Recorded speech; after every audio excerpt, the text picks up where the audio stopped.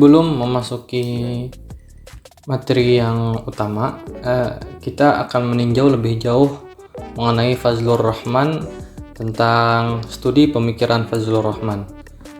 Nah, jadi jika ditinjau dari aspek sosiologi keagamaannya, pemikiran Rahman ini dapat dibagi menjadi 3 fase yang menjadikannya seorang mujaddid yang kritis dan menyatakan dirinya sebagai salah satu seorang juru bicara Islam neomodernis.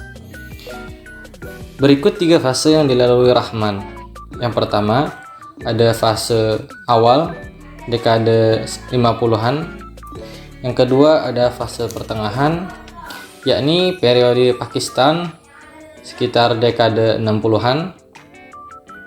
Dan yang ketiga adalah fase puncak, yakni periode Chicago dengan dekade 70-an hingga seterusnya. Memasuki fase awal mengenai pemikiran Fazlur Rahman. Pada dekade 50-an, Rahman berfokus pada kajian-kajian yang sifatnya Islam historis. Terbukti pada fase awal ini karya-karya yang dihasilkan lebih mengarah pada kajian historis. Berikut 3 karya besar yang disusun oleh Rahman. Yang pertama ada Avicenna's Physiology tahun 1952. Yang kedua ada Avicenna's De Anima yang diterbitkan pada tahun 1959. Yang ketiga ada Pohesi Islam, Philosophy and Orthodoxy yang telah diterbitkan tahun 1958. Yang kedua, fase pertengahan, yakni fase periode Pakistan dengan dekade 60-an. Pada fase ini terjadi perubahan di dalam diri Rahman yang ditandai dengan perkembangan radikal dalam dirinya. Pada masa ini Rahman menampakkan dirinya sebagai orientalis muslim. Walaupun ia digambarkan sebagai orientalis muslim, dia terlibat intens dalam upaya merumuskan kembali atau ikut mengkonstruksi kembali Islam dalam rangka menjawab tantangan dan kebutuhan modern. Pada fase ini, Rahman berhasil melahirkan karyanya yang berjudul Islamic Methodology in History yang tahun 1965.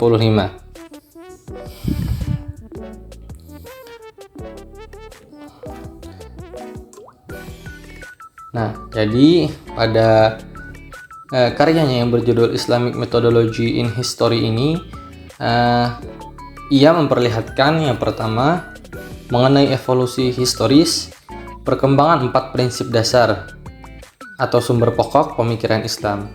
Yang pertama ada Al-Quran, yang kedua Sunnah, yang ketiga Ijtihad, dan yang keempat ada Ijma. Yang kedua dari Islamic Methodology History ini menyangkut mengenai peran aktual 4 prinsip dasar yang telah dikemukakan tadi sebelumnya dalam perkembangan sejarah Islam.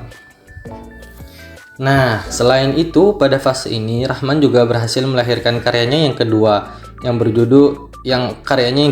murni dari Rahman sendiri yang berjudul Islam yang telah diterbitkan tahun 1966. Buku ini dipandang sebagai karya klasik dan menjadi buku dasar pengantar Islam.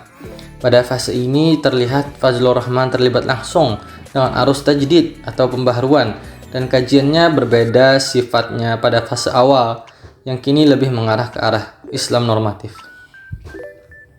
Nah, yang ketiga kita memasuki pada fase puncak pemikiran Fazlur Rahman di periode Chicago pada dekade 70-an dan seterusnya. Pada fase ini Rahman berhasil menelurkan hasil kajiannya secara murni yang sifatnya interpretatif atau normatif. Jika pada fase awal dan pertengahan Rahman hanya digambarkan sebagai mujaddid secara tidak langsung, maka pada fase ini ia sendiri yang mendeklarasikan dirinya sebagai juru bicara neomodernis dan secara langsung melibatkan diri dalam kajian Islam normatif yang didukung dengan suatu metodologi tafsir yang sistematis. Selanjutnya kita ke arah respon Fazlur Rahman terhadap kajian orientalis. Respon utama Rahman terhadap kajian orientalis ialah mengenai makna dan konsep sunnah yang diutarakan kepada orientalis kepada dunia. Berikut pemikiran Rahman terhadap makna dan konsep sunnah. Rahman mengungkapkan bahwa sunnah bukanlah suatu hal yang baru bagi para kaum muslimin. Sunnah tersebut telah menjadi suatu role model pada kalangan Arab generasi pra-Islam. Orang Arab pun telah menggunakannya sebagai suatu alat adat dan istiadat dan contoh perilaku yang ditinggalkan oleh nenek moyang mereka, yang artinya adat istiadat atau suatu hukum yang umum berlaku mereka, dan secara lebih dalamnya sunnah merupakan sebuah hukum tingkah laku baik terjadi sekali maupun terjadi berulang-ulang kali yang dilakukan secara sadar, dan sunnah juga bersifat normatif sehingga adanya suatu keharusan moral yang tidak bisa dipisahkan dari definisi konsep sunnah tersebut. Tanggapan Rahman tentang perspektif atau pandangan-pandangan para ulama sarjana barat modern seperti Ignaz Goldziher yang mengkaji suatu evolusi hadis yang berpendapat bahwasannya segenap perbuatan dan tingkah lakunya ialah sunnah bagi masyarakat muslim dan secara otomatis idealitis. Sunnah dari tradisi pra-Arab Islam tersebut putus, dan dari Joseph Sack yang mengutarakan pendapat beliau seperti Lamens dan Margoliouth dalam karyanya yang berjudul Origins of Muhammadan Jurisprudence, yang pada dalam hukum tersebut beliau berpendapat bahwa suatu konsep sunnah Nabi hanya muncul pada hari kemudian, sedangkan pada generasi-generasi muslim di masa lampau hanya menjadikan sunnah yang berarti praktik kaum muslim itu sendiri. Menurut Joseph Al-Syafi'i ialah ahli hukum Islam pertama yang secara konsisten memberikan sebuah batasan pada sunnah model perilaku Nabi atau sunnah Nabi yang identik dengan tradisi Nabi, hadis atau dokumentasi sunnah. Kemudian Joseph mengungkapkan bahwa sunnah ialah kebiasaan tradisional pada masyarakat yang membentuk suatu tradisi yang hidup yang disepakati secara umum. Menurut Joseph menegaskan bahwa tradisi yang hidup keberadaannya melalui hadis mendahului hadis, karena ketika hadis pertama kali beredar pada abad kedua Hijriah itu tidak merujuk pada Nabi SAW, tapi kepada para tabi'in, dan selanjutnya hadis dirujuk pada sahabat, dan setelah sahabat akhirnya di hadis Nabi dirujuk pada Nabi SAW. Kajian Goldziher dan Joseph serta para sarjana barat yang menyimpulkan bahwa skeptis total pada konsep sunnah dan hadis Nabi SAW. Maka dari itu Fazlur Rahman menyimpulkan bahwa adanya sebab-sebab para sarjana barat tersebut menolak pada konsep sunnah Nabi SAW ialah sebagai berikut. Yang pertama, sebagian besar kandungan sunnah ialah kesinambungan langsung dari kebiasaan dan adat istiadat pra-Islam. Sebagian kandungan ialah hasil dari aktivitas pemikiran bebas ahli-ahli hukum Islam yang awalnya dengan ijtihad mereka yang telah membuat deduksi-deduksi dari sunnah atau praktik-praktik yang ada, dan yang lebih penting lagi yaitu menambahkan suatu elemen-elemen baru dari sana sini yang terutama sumbernya berasal dari kalangan Yahudi dan prakter pemerintahan Bizantium serta Persia. Ketika hadis berkembang menjadi suatu gerakan besar atau fenomena masif di ujung atau akhir abad kedua, khususnya pada abad ketiga, seluruh kandungan sunnah yang awalnya dinisbatkan secara verbal pada Nabi SAW sendiri di bawah naungan konsep sunnah Nabi SAW. Dalam hal tersebut, Rahman tidak sepakat dengan teori mereka yang menjelaskan bahwa konsep sunnah Nabi ialah kreasi kaum muslimin yang belakangan, karena baginya konsep sunnah Nabi SAW ialah suatu konsep yang sahih dan operatif sejak awal mula adanya Islam dan sepanjang masa. Dan beliau juga mengakui bahwa Al-Quran tidak dan secepat terdapatnya istilah sunnah yang merujuk pada ajaran-ajaran ekstra Qurani Nabi SAW, dan untuk mendukung atau menguatkan pendapat tentang eksistensi sunnah Nabi SAW, beliau merujuk pada pernyataan dalam Al-Quran yang menegaskan bahwa dalam diri Nabi SAW terdapat uswatun hasanah, contoh atau keteladanan yang baik dan harus diikuti. Karena menurut beliau ayat tersebut menjelaskan bahwa pada awal kaum muslimin memandang Nabi SAW menjadi suatu konsep sunnah. Mungkin itu saja dari saya.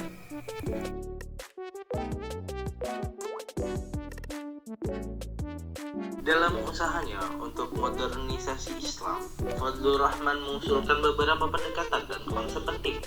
Berikut adalah penjelasan tentang beberapa proyeksi utamanya. Yang pertama, tafsir kontekstual. Salah satu kontribusi utama Fazlur Rahman adalah pendekatannya terhadap tafsir Al-Quran. Ia menekankan perlunya memahami konteks sosial, sejarah, dan budaya di mana Al-Quran diturunkan untuk menghindari kesalahpahaman yang disebabkan oleh penerapan literalisme. Fadlur Rahman berpendapat bahwa tafsir Al-Quran harus dipahami dalam kerangka zaman dan tempat yang berbeda. Yang kedua, ijtihad. Fadlur Rahman menganjurkan pentingnya menghidupkan kembali tradisi ijtihad dalam pemikiran Islam. Ijtihad mengacu pada upaya untuk membuat penilaian hukum dan interpretasi yang baru berdasarkan prinsip-prinsip Islam yang mendasar. Fadlur Rahman berargumen bahwa ijtihad harus terbuka untuk pemikiran kritis dan relevan dengan konteks modern, sehingga umat muslim dapat menghadapi tantangan dan perubahan zaman dengan lebih baik. Yang ketiga, pembaruan pendidikan Islam. Fadlur Rahman menyadari pentingnya sistem pendidikan Islam yang memadai untuk menghasilkan generasi muslim yang terdidik dan saling berdaya saing.